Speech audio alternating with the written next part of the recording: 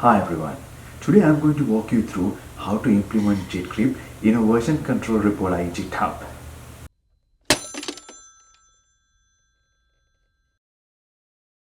So I've just created a new Git repo here and I'm going to clone that using the HTTPS clone. First of all, I'll create a folder here.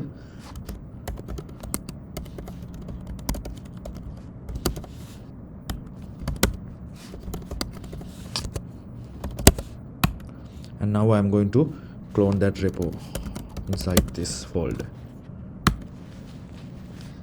And I'm going to get into this repo. Now, first of all, we need to install Git-crypt to our machine. For that, we need to install it using the brew command because I'm using a Mac here. If you are using any other ways, you will have to install it using that OS command line tools.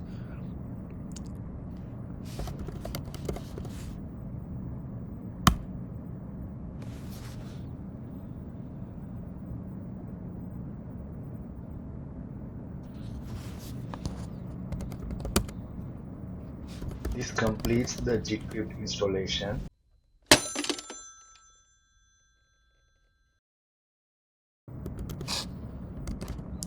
First of all, we need to initiate this repo as a Git-crypt repo. For that, we have to run this command. When we run the Git-crypt init, it will initiate this repo as a Git-crypt repo and create a key. So this key is created in the folder keys. So you can see here this default key was created by this git-crypt init command. Now we want to get this default key outside of the repo so that we can always use this key to encrypt any additional repos. So what I'm going to do, I'm going to say git-crypt export key and I'm going to move this default key as git-crypt key to the outer folder. Now if I see the outside folder, I can see git-crypt key is created. Now I'm going to open this folder in a VS Code window. Next, I need to specify a file called git attributes that specify what are the files that need to be encrypted using the git-crypt. Let's create that file now.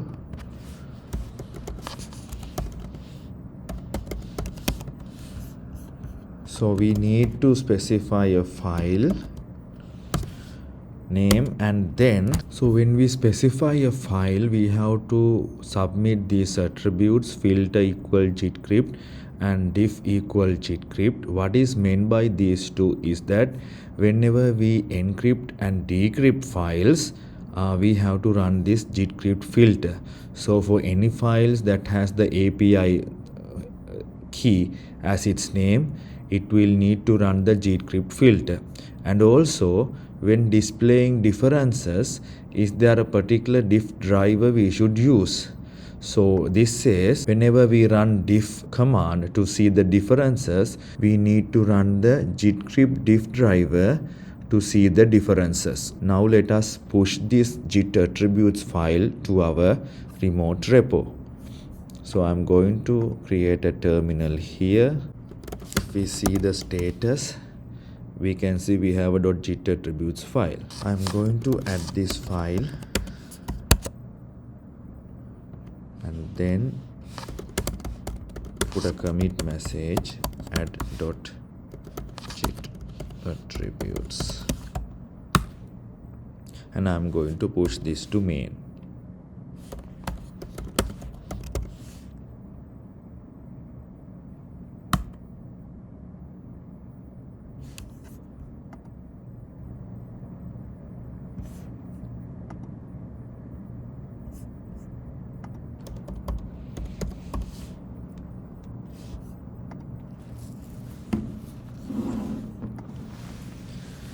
Now if we go to the repo, we should see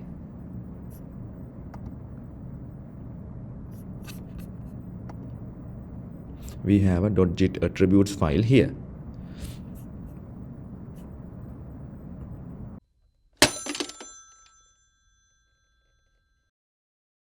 One way we can manage secrets is using Git secret. So this covers all those version control systems that we have: GitHub, GitLab, Bitbucket, everything. So we can create the secrets here.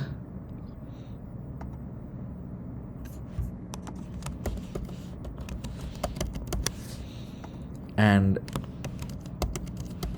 I give this value secret1.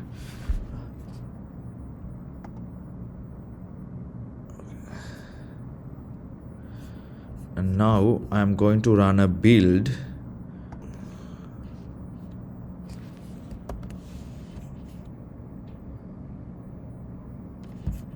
So what this build does is it will check my secret value. If it is equal to secret1, it will pass, otherwise it will fail.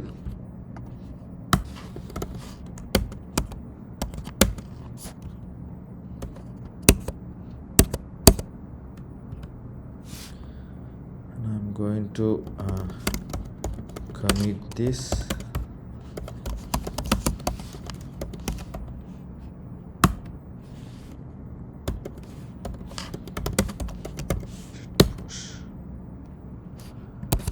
So now I should see a build being triggered here.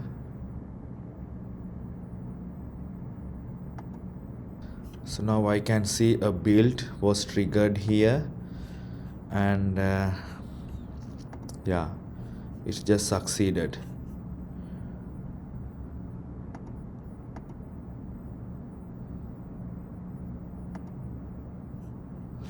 Environment secret is correct, build will succeed. So let's do one change for the secret and then see how this build will fail. So what I am going to do now, I cannot when I try to edit this my secret, I cannot see what the previous value was. So let's assume by mistake I put, or while doing some experiments, I update the secret value to secret2. And then if I rerun the build,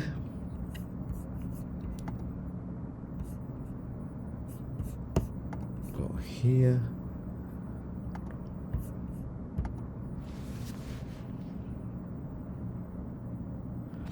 you see the build failed. So similarly, there are a lot of instances that when we use these repo secrets or environment secrets that are provided by either GitHub, Bitbucket or GitLab, we have a difficulty reproducing the same build because these secret values we don't know, we cannot read them after we set. And in case we experiment with several values, and if we get the build to run and our system to run correctly at one of the combination of these secrets, we may not be able to reproduce that build because there is no way we can save them, and there is no way we can see the history of those secrets. Because of that, this way of saving secrets is causing an issue when we are concerned about reproducible builds. So as good software developers, we need to advocate repeatable, reproducible builds, because only then we can make sure that in case of a issue with one of our releases, we can roll back to the previous version of our application by simply running the previous build. If we don't have that previous build, or if we are unable to run the previous build due to a change of the secret values or the repo secrets like this, we won't be able to reproduce that build and roll back our system to the previous version. So this is a major issue that I am talking about here. in terms of good CI/CD practices. So the only option is to either print your secrets in the console in the GitHub Actions, which is very risky because then anybody can read that from the console, or you will have to go for an option like Git-crypt where you can version control your secrets in the code repo itself. Let's see how to do that.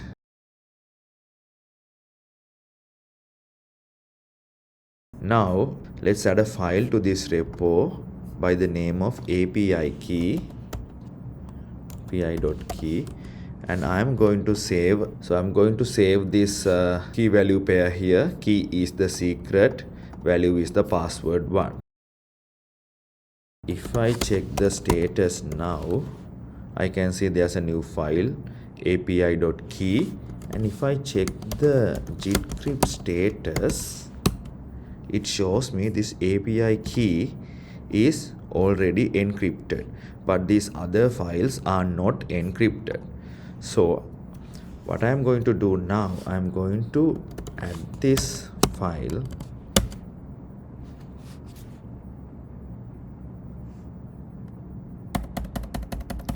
one good practice is not to make a commit which includes one of your secret files directly to the main branch, because it will be difficult to remove that from the history. So the best way is to create a branch and then make a merge request from there. So I'm going to create a new branch here.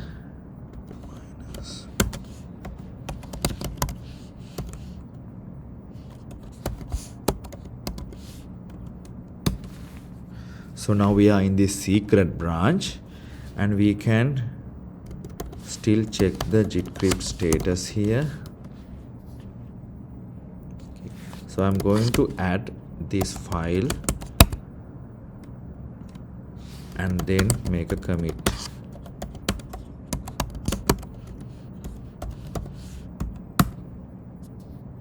And after I make a commit, before I push it to the remote, I can still check whether yes, it's still encrypted, so I should be good.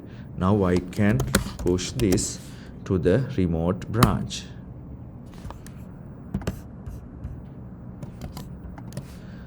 Because this branch was not already in the remote, I have to use this command to push. Now I have pushed that. Now let's see how we can weave this file in the remote branch. So let's go to the code and let's see the secret branch. Now if I go to API key, I see something like this.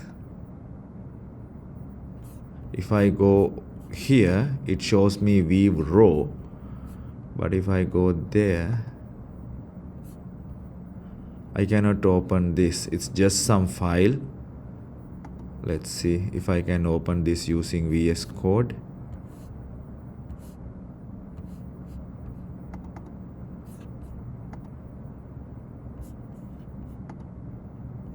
See, I'm trying to open this, but this is what I can see. But if I have the correct keys, this is what I can see. But if I try to download it from the web without the key, this is what I will see. So when you use the Git-crypt, you can never see the secret in the web or in the web interface of the Git, but you can always see it on your code editor after you have unlocked the repo. Now we can see how it will, if we run the Git-crypt log command, we should be able to see the locked or the encrypted version of this api.key file.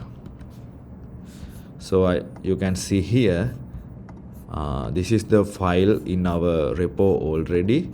So once it's encrypted, it looks like this. And if I try to unlock, I have to specify the key, this key, and then I can read it in a more friendly format. So this is how the Git-crypt is working. This way we can always save the versions of the secrets, and we can always go back and run a particular build with a particular version of the secrets, and we can make sure that the same build will run with those secret environment variables and everything, ensuring the reproducible and repeatable builds.